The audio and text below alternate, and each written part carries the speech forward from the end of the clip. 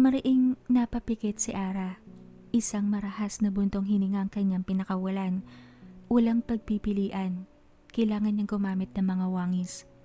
Kaya mula sa labas ng bus, lumitaw ang apat na kamukha niya. Tumatakbo pasunod sa sinasakyang bus ng dalaga.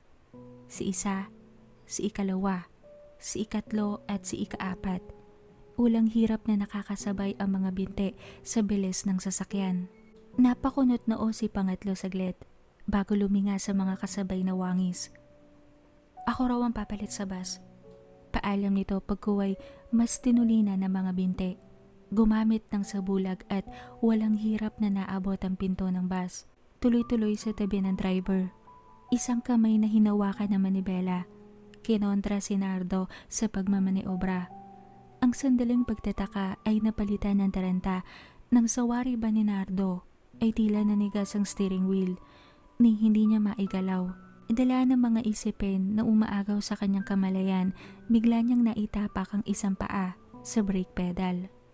Ang biglang paghinto ay nagsanhi ng pagkagulat at takot sa mga pasahero.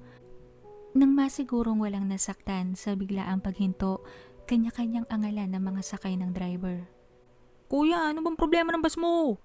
Bigla-bigla ka namang huminto na orangod ako, pota. Sabi naman kasi sa'yo dapat sa kabila tayo sumakay. Yung bagong bus, hindi dito. Kakarag-karag na nga, binabiyahe pa. Oy, sa true ka dyan. Kanina nga pagsakay ko, may nakita akong basag na eggshell ng dinosaur sa upuan ko. Ganun to kaluma, promise. Mula sa pagkakahawak sa estribo, agad na tumungo ang konduktor sa kapatid na driver. Tinanong kung anong problema. Kunot noon naman na napatingin na lang ang driver sa kapatid. Hindi niya rin maipaliwanag kung anong nangyari. Sa ilang nagrereklamang pasahero, natuon ang mata ng dalawa. Salitang humingi ng pasensya bago muling in-start ang sasakyan ni Nardo. Sakalang nagmulat si Ara, nakita pa niyang saglit na nagpakita sa kanya ang wangis na nakaupo na sa kanyang tabi. Siya naman ang gumamit ng sabulag, kasabay ng paglitaw ni pangatlo sa upuan. Mabilis na bumaba si Ara sa bus bago muling umandar. Nang makababa, tinanggal ni Ara ang sabulag at tumungo sa isang bahagi ng kalsadang may matataas na halamanan. Saglit silang nagtitikan ng wangis na pumalit sa kanya sa loob ng bus. Nakakaintinding marahan itong tumango bago pa simpleng tumingin sa driver at sa konduktor. Tapos ay nilinga ang mga aswang na ang iba ay nakatingin na rin sa wangis niya. Sasama ba ako? Tanong ng ikaapat na wangis ng kudayon. Tumango si Ara bago sumagot. Sundan mo si pangatlo. Alamin niyo kung anong gimmick ng mga aswang na yan. Utos ni Ara sa tumalikod na wangis. Akmang patakbo na, pahabol sa lumalayong sasakyan. Ngunit napalingon nang maramdamang may naisip bigla si Ara. Mayora?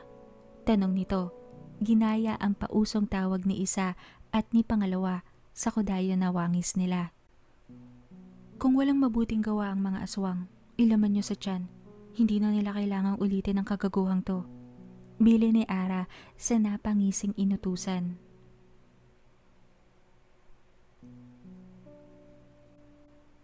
Nang makarating ang bus sa estasyon nito, nagsabulag si ikaapat. Hinintay na bumaba si ikatatlo. Sabay ng mga pasaherong sakay nito. Ang 10 aswang naman ay nagtipon-tipon sa isang bahaging walang masyadong tao. Nakuryoso, lumapit si ikaapat na sinundan naman ni ikatatlong sumuot sa ilang sasakyang magkakatabi at nagsabulag rin. Nakinig sa animo ba ay bigla ang pagpupulong. Isang matandang babae ang lumapit sa 10. Amoy ordinaryo rin ito. Tumungo sa gitna at isa-isang hinipo ang ilang gamit na ibinigay ng mga aswang. Kung saan natira roon ang samyo ng pinalitang mga tao, personal na mga gamit. Panyo, damit, bag, sombrero, may cellphone pa nga. Natandaan ng mga wangis ni Ara na iyon ang gamit ng dalagang naglayas. Hawak na ngayon ng gumaya sa dalagita. Mabilis magsalita ang matanda. Hindi basta-basta mawawaan ng kung sinong mapapadaan sa umpukan. Ngunit sa tenga ng mga wangis ni Ara at sa mga aswang, malinaw nilang naiintindihan. Sinabi ng matanda ang pangalan ng mga ginaya nila isa-isa at palayaw kung ano sila sa mga taong mararatna nila sa tutugpaing lugar. Napailing si ikatlo habang pinag-aaralan ng matanda. May kakaiba itong kakayahan na hindi niya maipaliwanag, katulad ng kakayahan ng pinuno ng mga alaba, kung saan kaya nitong alamin ang pinagmula ng isang bagay, talento, aswang, maging tao, kasama ang mga karanasan nito at pinagdaanan. Sigurado silang mababang antas lang ang kakayahan ng matanda dahil kailangan pa nitong hawakan ang gamit ng taong nais na kilalanin. Hindi katulad ng kakayahan na taglay ng pinuno ng mga alaban na tila kusang pumapasok sa isip nito ang nais malaman.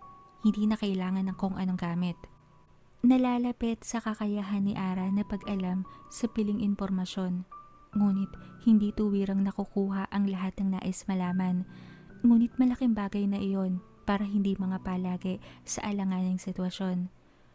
Kung maire-rate ang talento, unang antas ang sa matanda, pangalawa kay Ara, at pangatlong antas naman sa pinuno ng mga alaba.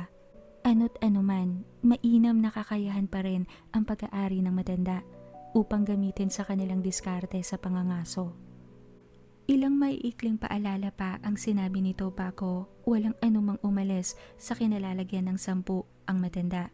Tumungo sa isang tricycle na naghihintay na agad rin namang umalis. Saglit nagpalingalinga si ikatlo, tumungo sa isang tagong lugar na may nakaparadang sasakyan ulit bago nagtanggal ng sa bulag. Walang anumang naglakad. Maya-maya ay sinabayan na siya ni ikaapat sa paglalakad. Nakasuot na ito ng jacket na kulay itim.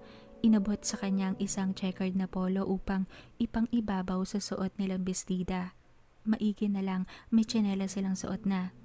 Namarkahan ko ang 5 unang bumaba. Sa'yo ang natirang 5. Mag-iwan ka ng baka sa lupa upang masundan kita kapag natapos ko ang toka ko. Ani ikatatlo na tinanguan naman ni ikaapat na napangiti bago sumagot. Paunahan ba to?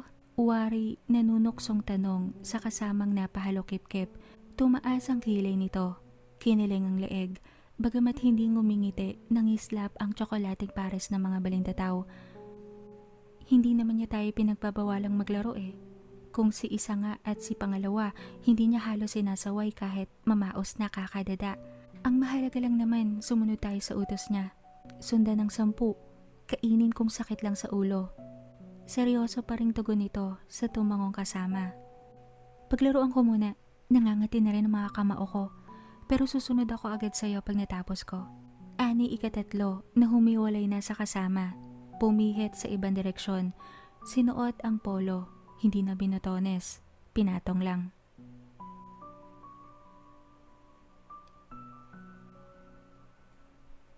Putok na ang araw nang mapadpad si ikatlo sa isang resort sa Anilao. Sinusundan niya ang 3 binatilyo na pakay. Napailing ang wangis ni Ara nang mag-alangan ang 3 binatilyo sa pagpasok sa resort. Paano'y napakalakas ng hanging umiihip. Galing sa dagat, di kalayuan. Maalinsangan ang paligid dahil nga tag-init at hindi nakakatulong ang ihip ng hangin na galing sa maalat na dagat. Tila ba binubugahan ang kanilang balat ng apoy sa wari ba ni ikatatlo. Maigi na lang mabilis siyang maghilom o kaya ay ignorahin ang ilang maliliit na discomfort sa katawan. Kung sakaling naman na lumala, maaring pamanhirin niya ang katawan, ngunit magre-resulta iyon ng labis na pagkalam ng sikmura. Walang kaso, kung tutuusin, ang sinusundan nila ngayon ay inaasahang laman siya na talaga. Taglima sila ng kasamang naatasan. Bawing-bawi pa rin. Muli niyang binaling ang atensyon sa panaybulungang 3 binatilyo habang naglalakad. Namumula ang kanilang mga balat at kanya-kanyang suyod sa paligid kung saan maaaring magtago. Sa bagay, madali na lang magdahilan ng mga ito. Ang tanong, paano kaya nila gagawin yon?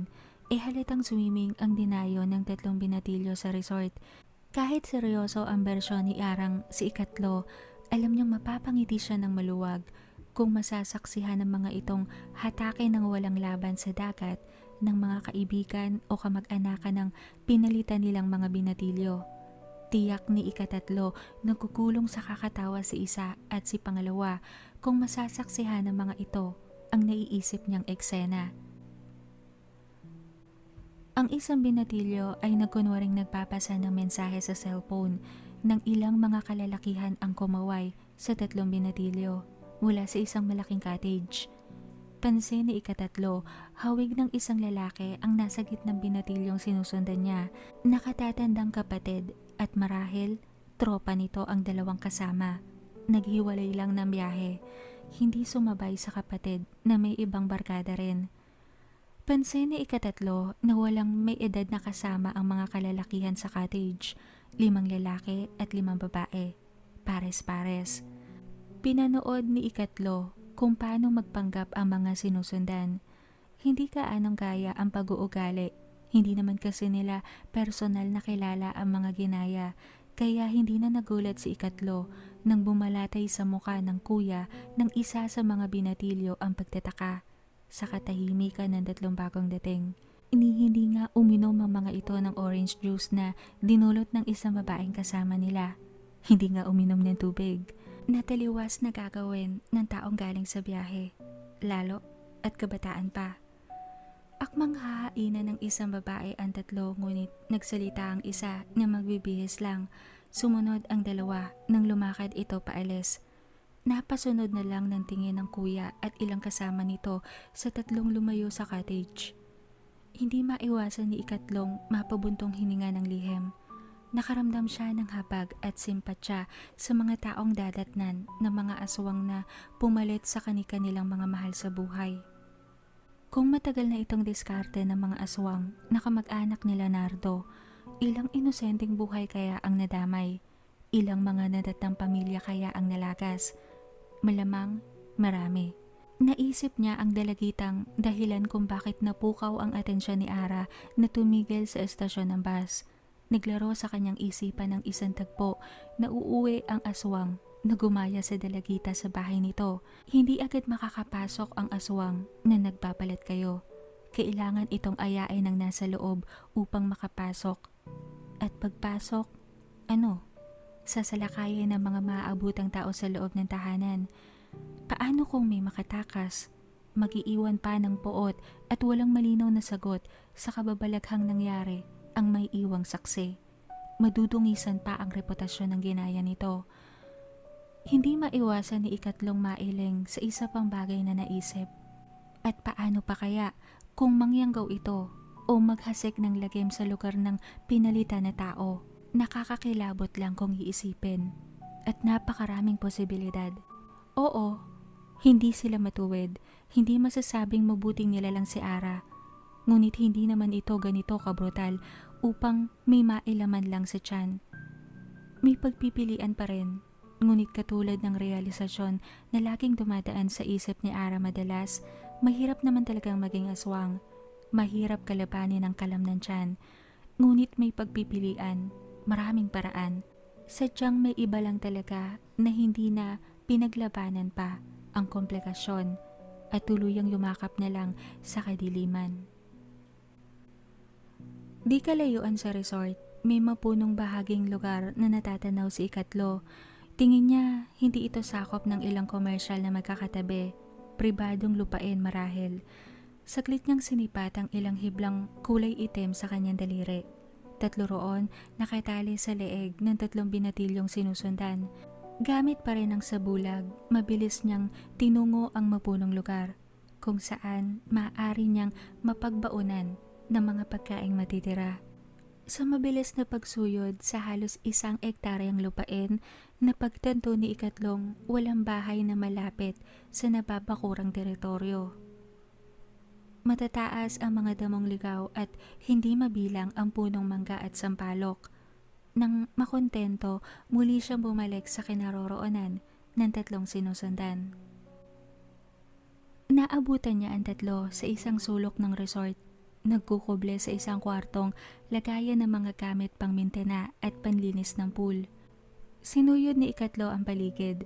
Mula sa magkakatabing cottages malapit sa pinagtataguan ng tatlong aswang, may malawak na Olympic pool di kalayuan.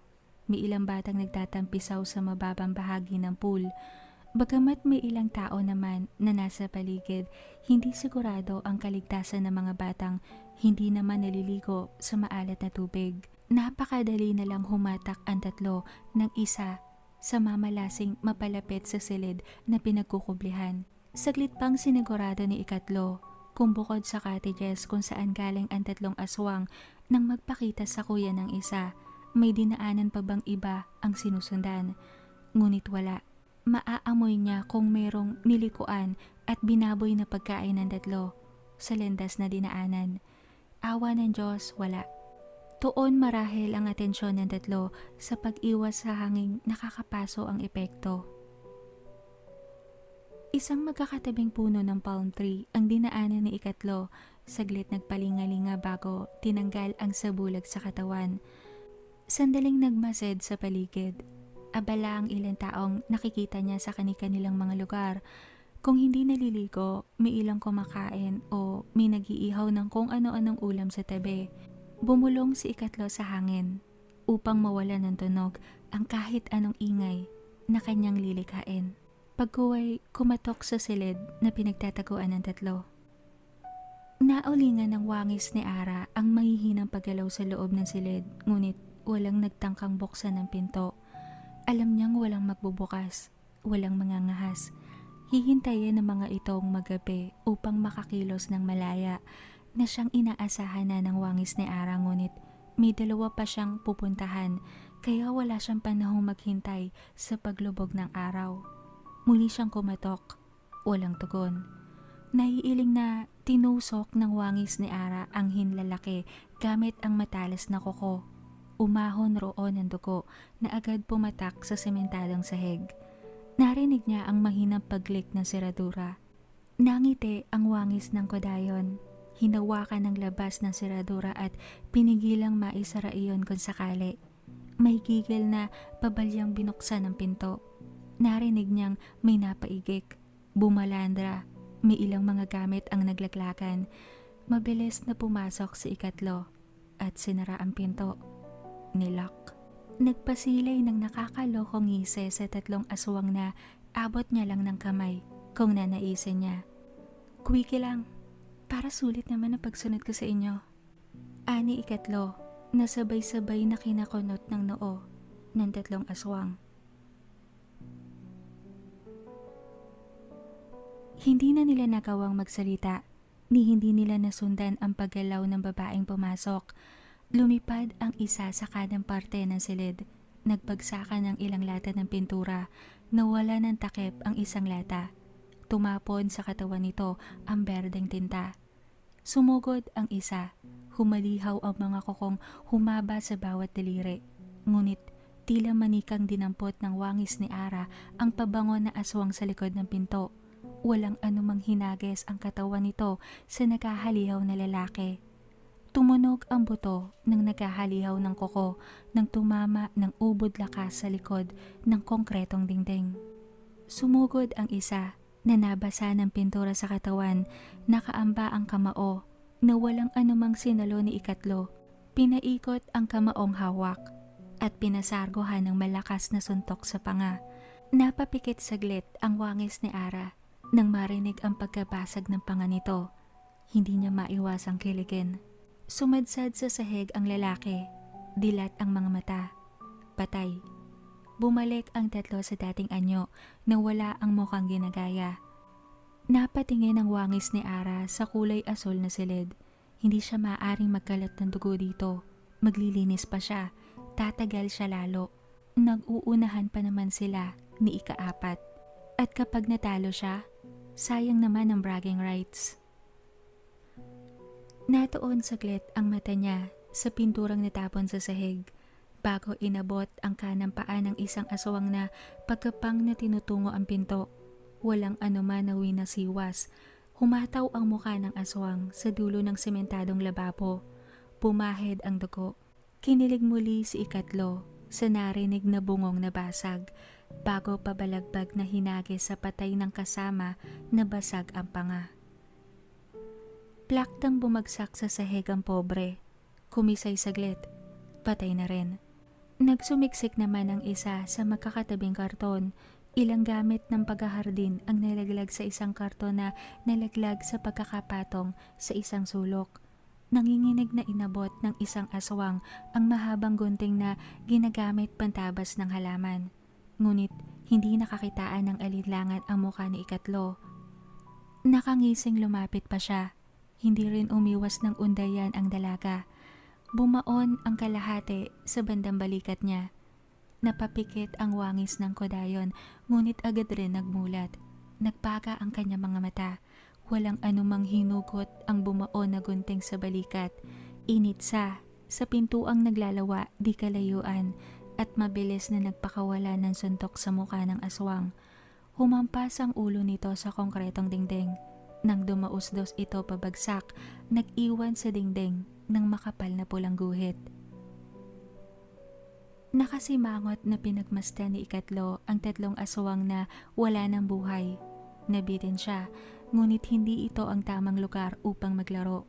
Saglit niyang inusisa ang laman ng ilang karton. Napataas ang kilay nang makakita ng gamit ng shower curtain. Plastic. Tamang-tama. Hindi tutulo ang dugo kung ibabalot niya ang tatlo roon. Nilatag niya ang shower curtain.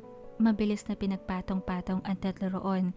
Patagilid niyang pinagdikit-dikit na animo ba ay suma na binalot sa naapuhap na telang plastic. Binuhol ang bawat gilid bago nilagay sa isang bahagi ng silid. Pinagbubuksan ang lata ng pintura at tinapon sa ilang bahagi ng silid na nabahira ng dugo.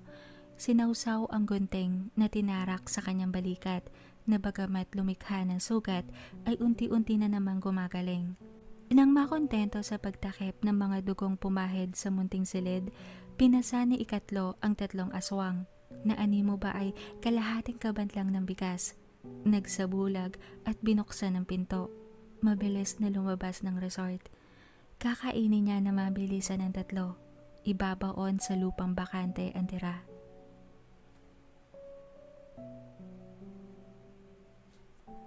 Samantala, ng mga oras ding yon, pinapanood naman ni ikaapat ang dalagitang naghihintay sa tapat ng isang fast food. Hawak nito ang cellphone. Halatang may ka-text. Maya-maya pa, isang owner-type jeep ang huminto sa tapat nito. Lulan ang dalawang lalaking amoy na amoy ni ikaapat sa katawan, ang samyo ng asupre. Jamela? Bati nito sa dalagitang nagpapalit kayo. Saglit pinakatitigan ng dalagita ang tumawag sa pangalang ginagampanan niya. Nang pinalipat ng lalaking nagmamaneho ang kasama sa likod at inaya na sumakay ang Jamela na tinawag, tumalima naman agad ito. Naiiling na sinundan ng tingin ni ikaapat ang owner-type jeep na umandar palayo. Unahin kaya niya muna ang ibang namarkahan. Mukhang deserve naman kasi ng mga durugistang masorpresa sa dalagitang na meet up. Ngunit sinundot ng kuryoso si ikaapat na pagpasyahan niyang sundan muna saglit. Hindi na nagtaka si ikaapat ng isang alanganing daan ang binaybay ng sinusundang sasakyan. Tapos ay isang kasukalan ang tinugpa kung saan wala nang matinong kalsada. Isang mahabang sabana na ang kanilang binabaybay maya-maya hanggang sa humantong sila sa isang kubong konting sipa na lang, bibigay na ang bawat halige. Tumigil roon ang sasakyan. Tila kuting na binitbit ng dalawang lalaki ang dalagitang nagpapanggap papasok sa loob ng pagiray ng kubo. Nanatiling tahimik naman ang dalagita. Naiiling na sumandal naman si ikaapat sa nguso ng sasakyan. Hindi niya maiwasang mangiwi sa isiping napakamalas ng dalagitang pinalitan ng aswang na nasa loob ngayon ng kubo. Iisa pa rin ang kahihinat na nito, mapapahamak pa rin. Sana lang mailigtas ito ni Ara sa kamay ng mga aswang na dumukot rito. Nagpalingalinga saglit si ikaapat sa sabanang kinalalagyan niya ngayon. Bagamat hindi dikit-dikit ang mga puno, madadawag pa rin ang halamanan. Wala siyang kabahayang natatanaw, pribadong teritoryo marahil ito. Mainam na lugar upang magbaon ng mga tirang pagkain. Muling nalipat sa kubong tanaw ang pansin ni ikaapat nang humiyaw ang dalawang lalaki. Naulingan niya ang saglit na paghahabulan sa loob. Sumayaw saglit ang bawat tukod ng kubo. Maya-maya lang nalanghap na ni ikaapat ang sumyo ng sariwang dugo. Pakabusog ka. Huling kain mo na yan. Bulong ni ikaapat sa hangin.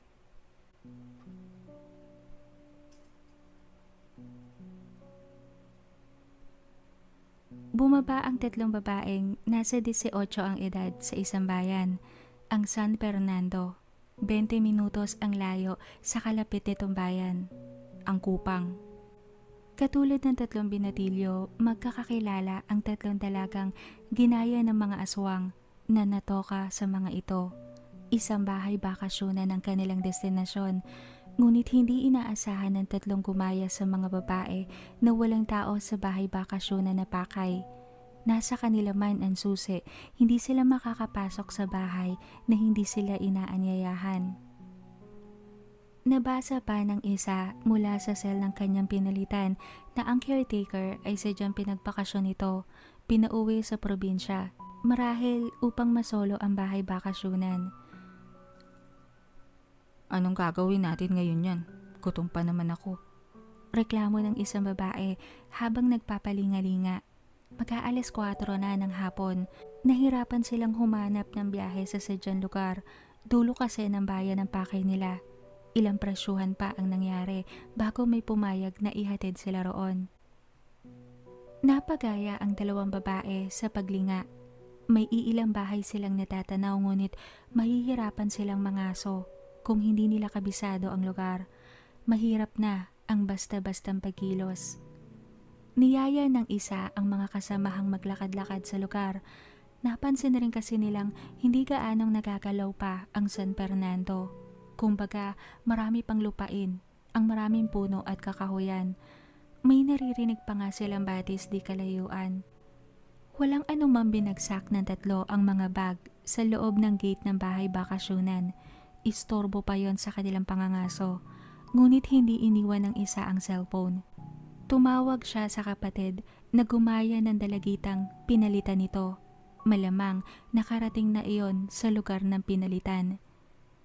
Binalitang sumunod ito sa kanila sa San Fernando. Mag-iiwan sila ng bakas upang sundan ito. Saglit lang, nag-reply ang dalagita. Hindi pala ito nalalayo sa San Fernando kung saan sila naroroon ngayon.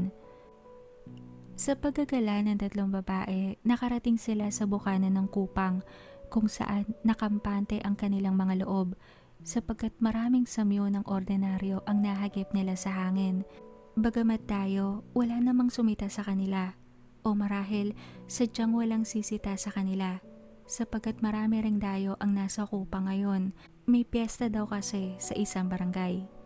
Nataon pa na tag-init, panahon ng kalam na hindi kayang iwasan ng isang aswang. Napadpad ang tatlo sa isang barangay na may tiyanggian at ilang nagtitinda ng kung ano-ano. Doon malamang ang piyesta. Ilang ordinaryo pa ang nakasalubong nila sa daan nang pumasok sila sa loob ng barangay. Napangisi ang isang babae. Kinalabit ang isang kasama.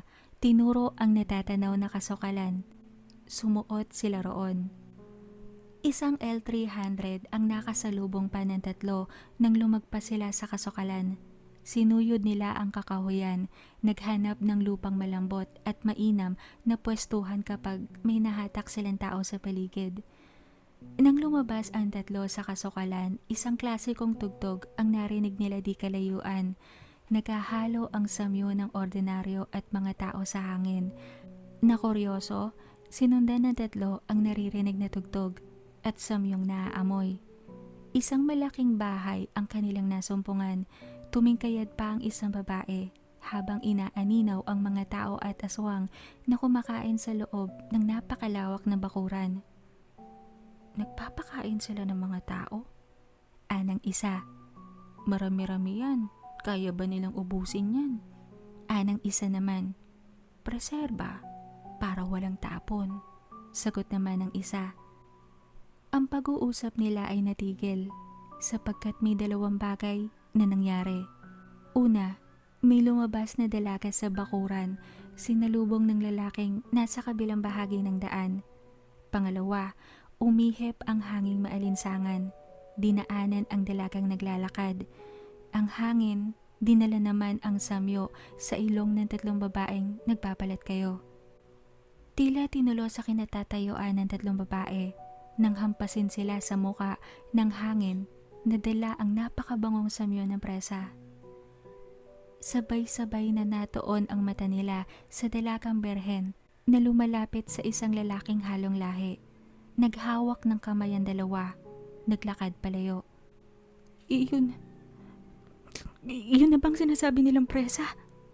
Tanong sa pagitan ng paglalaway ng isa sa tatlong babae. Walang nagsalita, ngunit napatango ang isa bilang pagtugon.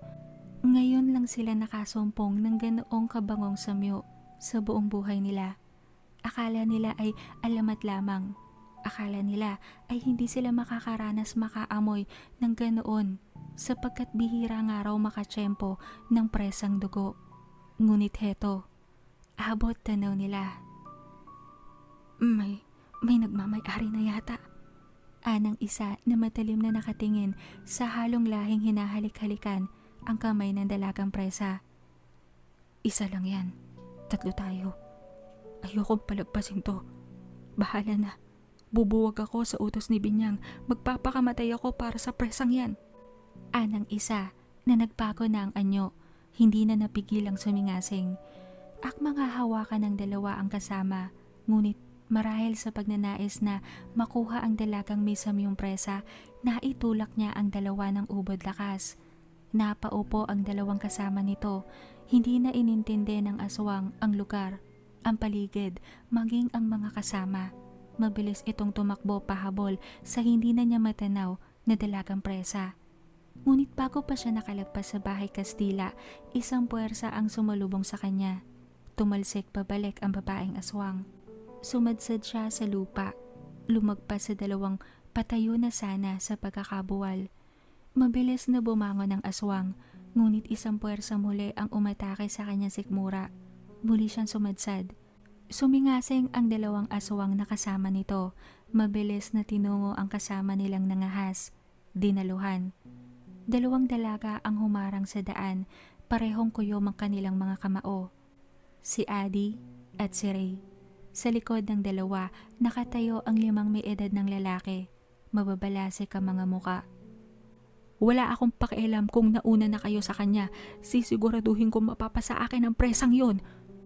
Tila nawawala na sa sariling sabi ng nangahas na aswang bago mabilis na tumakbo sa ibang direksyon. Sumunod ang 2 kasama nito. Shit, naloko na. Tawagan mo si Charisma. Pauwiin mo na natin. Nag-aalalang wika ni Ray kay Adi.